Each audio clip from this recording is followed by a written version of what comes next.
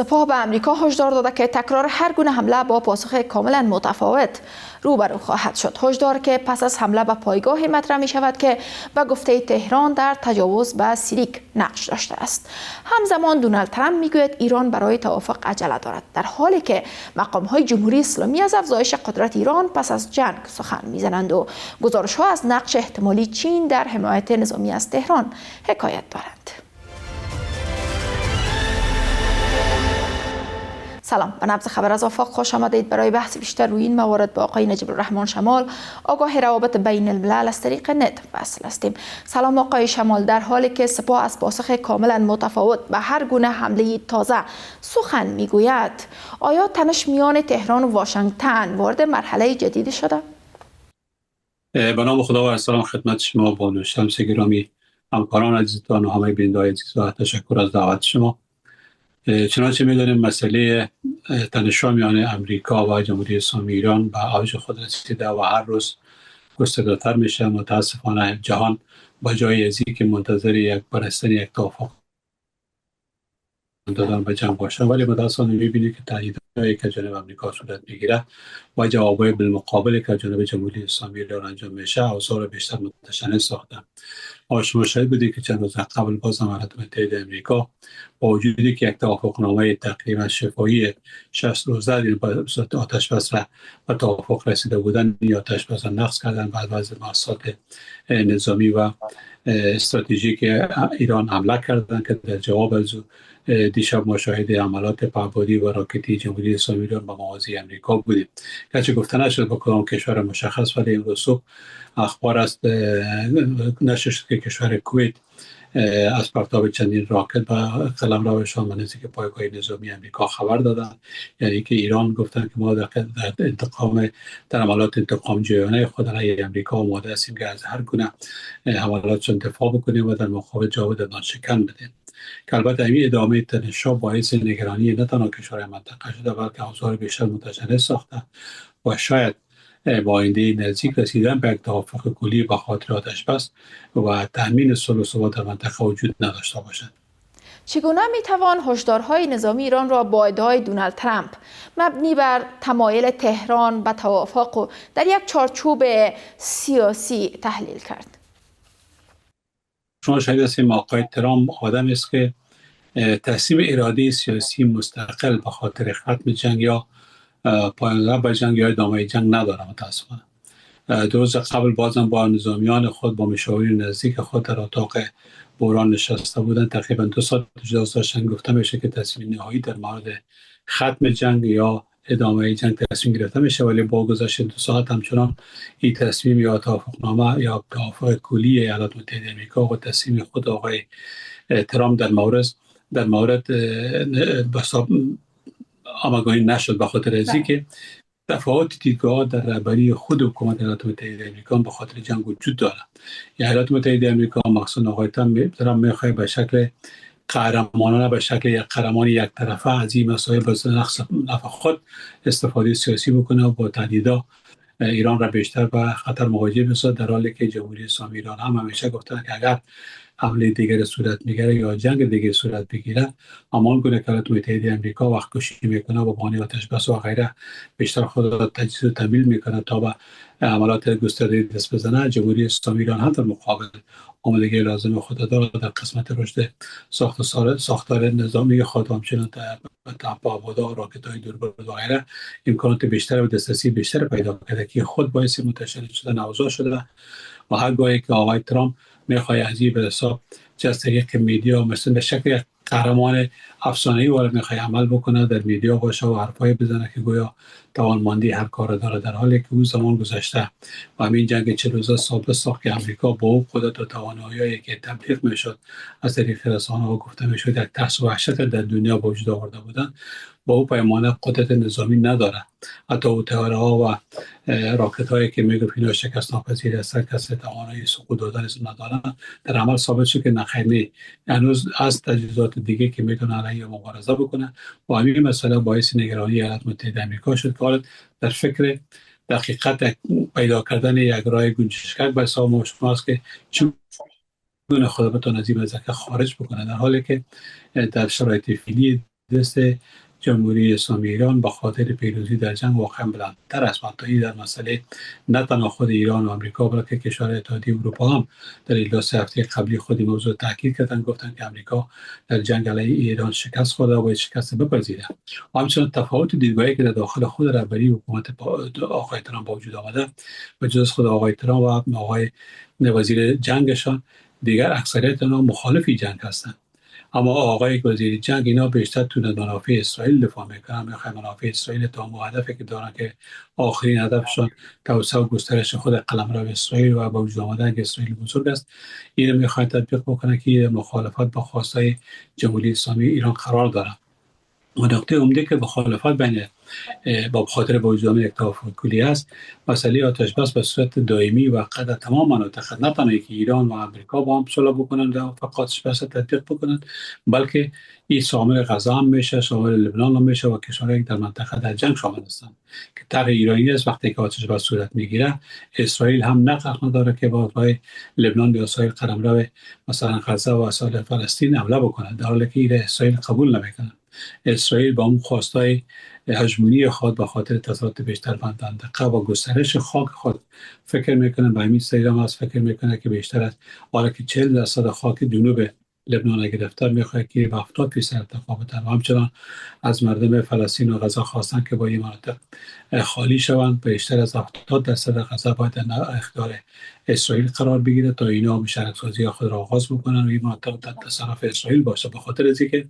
اسرائیل خطر جدی را از با وجود آمدن یک ایران مستقل و قوی و قدرتمند که حتی بتونه دارای سلاح هسته‌ای باشه احساس میکنه. و در صورتی که امروز امریکا هم حتی پشتیبانی که دیروز اسرائیل میکرد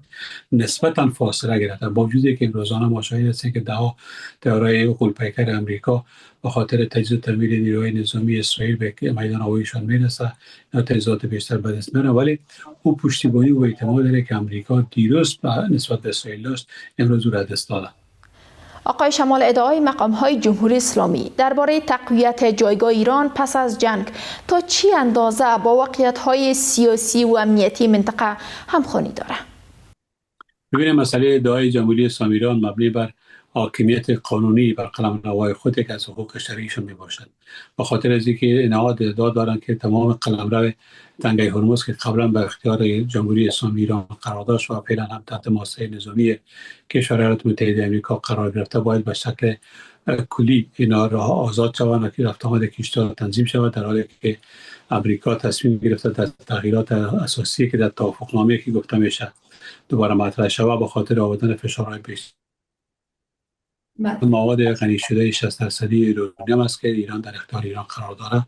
ایالات متحده آمریکا پیشنهاد کرده که این مواد دوباره دقیق ساخته شود تا عدد 5% کاهش پیدا بکند و از استفاده را ایران داشته باشد و متبقی مواد باید به دست خود ایالات متحده آمریکا قرار بگیرد، در حالی که ایران این مخالفت کرده و حاضر به سپردن یورانیم غنی شده شد با تعهدی که با خاطر استفاده از او در مراسم وسایل غیر نظامی دارند متحد شدن و او حاضر نیستن انتقال بدن. دوم مسئله اختلافی که سر تنگه هرمز است که ایالات متحده آمریکا در پیشنهاد توافقنامه جدیدش مطرح کردن که ایران باید هیچ گونه محصولات گمرکی از رفت آمد عبور امور کشتی‌هایی که چه باربری چه نواد نفتی و کشتی‌های سری و سیر است اینا نگیرن، مانند گذشته آزاد باشد، در حالی که ما شما دیدیم بعد جنگ 40 روزه وضعیت در منطقه تغییر کرد. ایران با حاکمیتی که بر جنگ داشت و شکستی را که متأسف منطقه خورده که نه تنها جانب امریکا و ایران تایید میشه و که جانب مقامات اروپایی هم دیدیم اینا گفتن که ایالات متحده آمریکا در این جنگ شکست خورده و این جنگ باعث منطقه شده، باید ایران یک توافق را امضا بکنند. گرچه آقای ترامپ ادعا میکنن که ایران عجله دارند در توافق، در حالی که جمهوری اسلامی ایران مقامات چون وزارت خارجه و پارلمان و غیره در رئیس جمهورشان که روز استعفا نداد که استعفا میدن این مسئله بعدی است تایید نکرده بودند که گویا اینا حاضر به بساط توافقنامه با عجله هستند، به خاطر اینکه برد امروز در میدان جمهوری اسلامی ایران قرار داره و اینا باید تصمیم بگیرن که چگونه میتونن جنگ مدیریت بکنن. آقای شما، بله. گزارش ها درباره نقش احتمالی چین در حمایت نظامی از ایران چه تأثیری بر موازنه قدرت میان تهران و واشنگتن خواهد گذاشت در این شرایط؟ ببینید وقتی که قبل از با رسیدن مهلت 2 هفته‌ای که قبلا آقای ترامپ علیه ایران داده بود، در آخرین دقایقش مهلت دوباره تمدید شد. اون به خاطر این بود که موضوعگیری ها در سطح جهان تغییر کرد. وقتی که آقای ترامپ سفر میکنه به چین و اونجا باز موضوعات مطرح میشه، مسائل جنگ ایران و امریکا همچنان مطرح میشه، در اونجا یک نوع تمایل کشور چین به خاطر حمایت از جمهوری اسلامی ایران دیده میشه و تعهدنامه که دارن و باعث پیمانات استراتژیکی که کشور چین با جمهوری اسلامی ایران داره، موضوعگیری بشه تغییر به تعیین صحنه جنگی تغییر داد. به این خاطر اگر دلیل بود که امریکا نتانست دوباره با اون پلان‌های گرفته بود، با آمادگی کاملی که برای جنگ تمام علیه ایران و نابودی زیرساخت‌هاش داشتن، نتانست او را عملی بکنن، به خاطر که موضوعگیری کشور چین و موضوعگیری کشور روسیه در منطقه بسیار قوی بود و تو گفته میشد که کشور روسیه با استفاده از این مدت یک مقدار سلاحی که بر اساس تعهدات قبلی با جمهوری اسلامی ایران داشتن، خصوص دفاع هوایی و اینا، در اختیار کشور ایران قرار دادن. و این خاطر توازن جنگی وقتی که تغییر کرد، امریکا نتونست کاملا خود پیاده بکنه و ایران مورد ضربات قرار بده. و طبیعی است که تصمیم گیری کشور چین و روسیه به خاطر دفاع نظامی از ایران میتونه باعث تغییر جنگ در منطقه واقع شود و این میتونه اگر امریکا بار دیگر اشتباه بکنه که به زیرساخت‌های ایران مانند گذشته حمله بکنه و با اشاره‌های نادرست اسرائیل که هدف اصلی اسرائیل ادامه جنگ و کشتار مردم ایران است ادامه بده، فکر میکنم که با کشیدن پای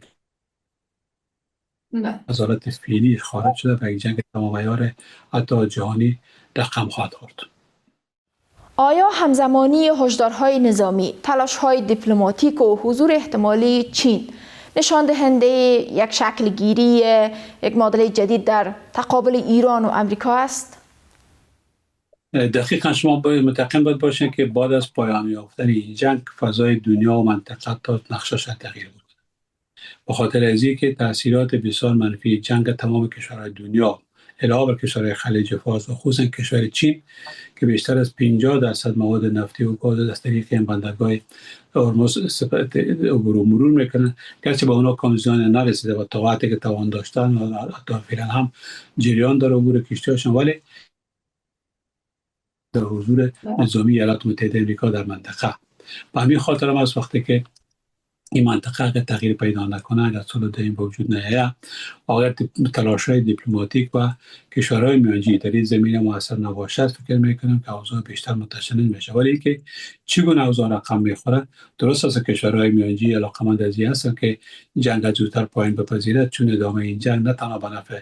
ایران و امریکا نیست بلکه به ضرر تمام دنیاست. امروز امید تقابلایی که در داخل خود کابینه امریکا و مردم امریکا علیه جنگ وجود داره، فقط 1% بسیار کم که اونا منافع خود در آینده امریکا با خاطر تسلط داشتن بر منابع طبیعی ایران میدارن. موافق هستند در حالی که اکثر بیشتر از 80% مردم ایران ایالات متحده آمریکا مخالفت خود با این جنگ اعلام کردن. به اون دلیل این میتونه تاثیرات بسیار منفی بر روابط تمام دنیا داشته باشه اگر نقش دیپلماسی گرفته نشه و کشورهایی که در این راه میخوان میانجیگری بکنن باید نقش برازنده داشته باشن و از دو طرف هم ایالات متحده آمریکا و هم ایران باید